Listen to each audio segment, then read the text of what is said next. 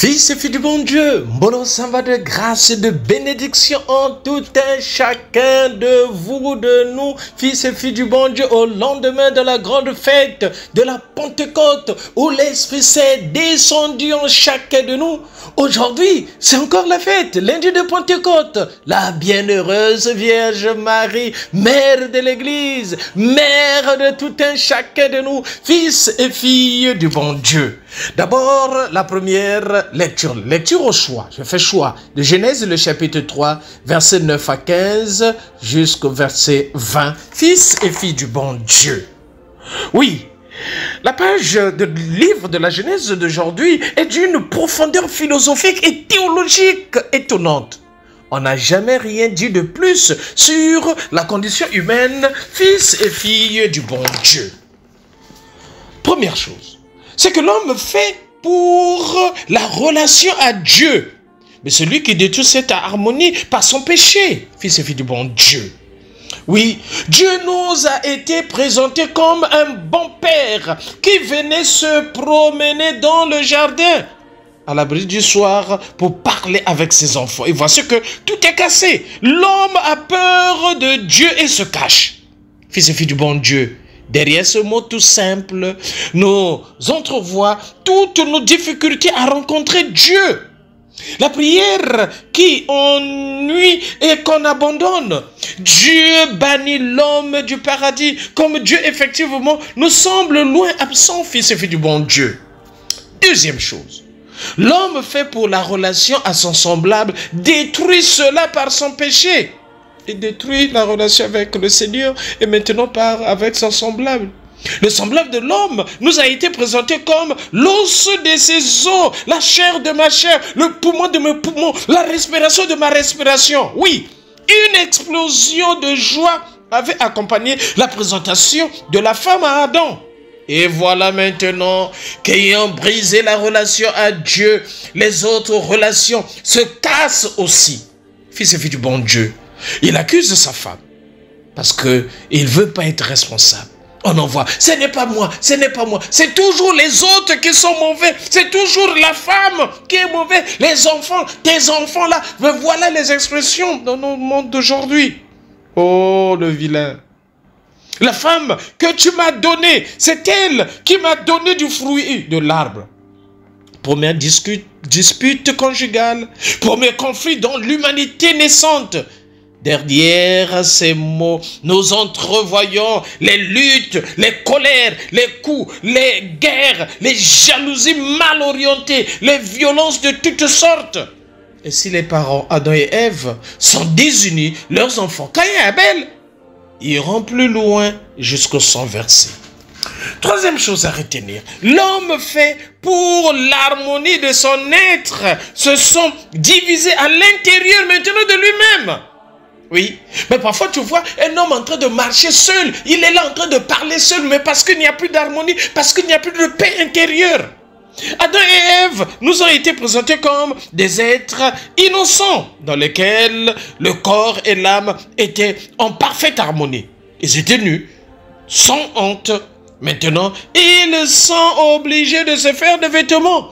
Leurs désirs mauvais sont décidément trop forts. Leurs corps sont difficiles à maîtriser. Des instincts violents se réveillent. Derrière ces mots, nous entrevoyons toutes les tendances aberrantes que le corps provoque. Orgie, alcoolisme, écobolo, drogue, tampi, sexualité mal contrôlée. Fils et filles du bon Dieu. Quatrième chose à retenir, l'homme fait pour la relation à la nature et soumis durement à elle.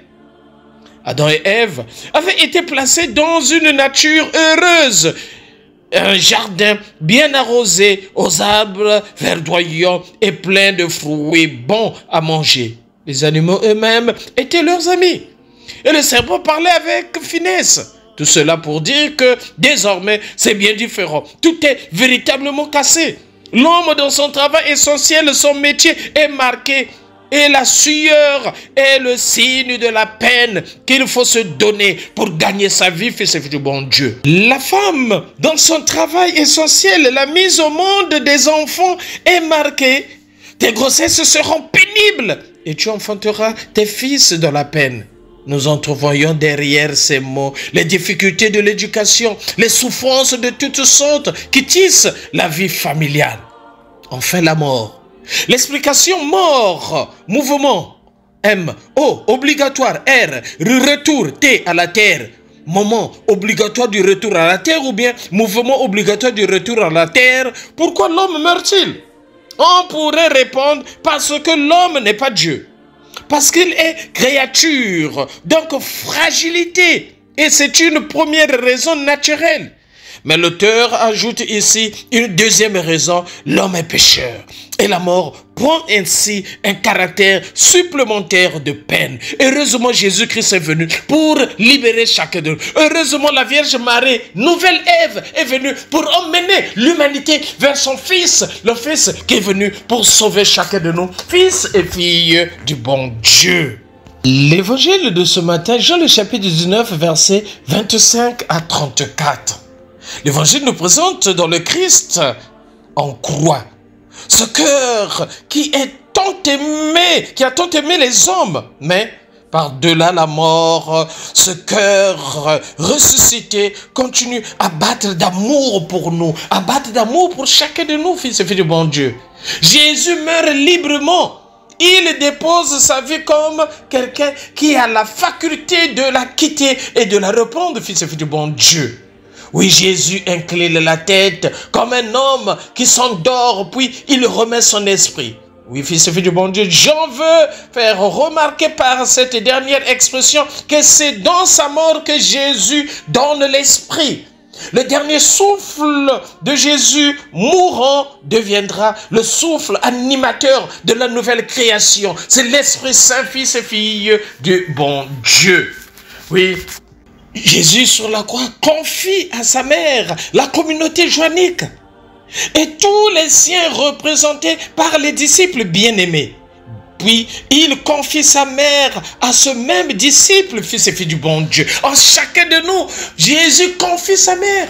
Et sa mère qui est pleine de grâce, fils et filles du bon Dieu, elle distribue ses grâces en chacun de nous, fils et filles du bon Dieu. Voilà pourquoi nous célébrons la Vierge Marie, mère de l'Église, mère de toutes les assemblées, mère de toutes les familles, fils et filles du bon Dieu. Oui, l'apparition de Marie au commencement et à la fin du ministère de Jésus est très significative. Elle est là quand l'heure de Jésus est anticipée à Cana. Fils et filles du bon Dieu, Jean 2,4. Et là encore, quand cette heure est arrivée, c'est à partir de cette heure-là où le salut est accompli. Et Marie est là, que Marie peut être reçue dans la foi, fils et filles du bon Dieu. En effet, chez lui, ne désigne pas tant les biens matériels du disciple qui reçoit Marie chez lui par excellence. Telle est sa maison que les biens qui lui sont propres en tant que croyant parfait. Sa foi en Jésus, son attachement à lui, la mère de Jésus est accueillie par le disciple dans un espace intérieur qui était déjà constitué pour lui par la relation à Jésus. Comme quoi, toi aussi, crée cet espace intérieur pour recevoir la mère de Jésus-Christ. Tu ne seras jamais déçu, fils et fille du bon Dieu. Oui, Jean l'accueillit comme sa mère. Et nous également, nous devons accueillir Marie comme notre propre mère. C'est notre propre mère dans la foi, fils et fille du bon Dieu. Oui, le disciple bien-aimé représente ici la communauté joannique, représente tous les chrétiens qui, dans la foi, reconnaissent Marie pour leur mère, fils et filles du bon Dieu.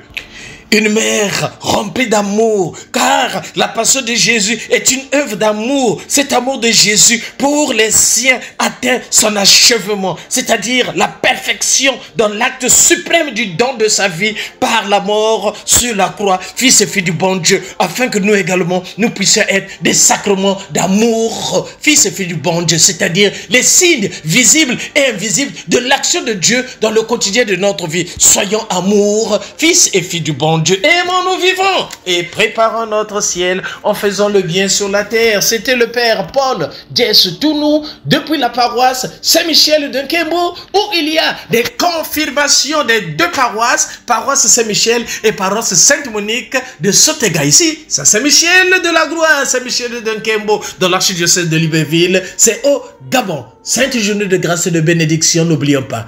Kipe ya yo.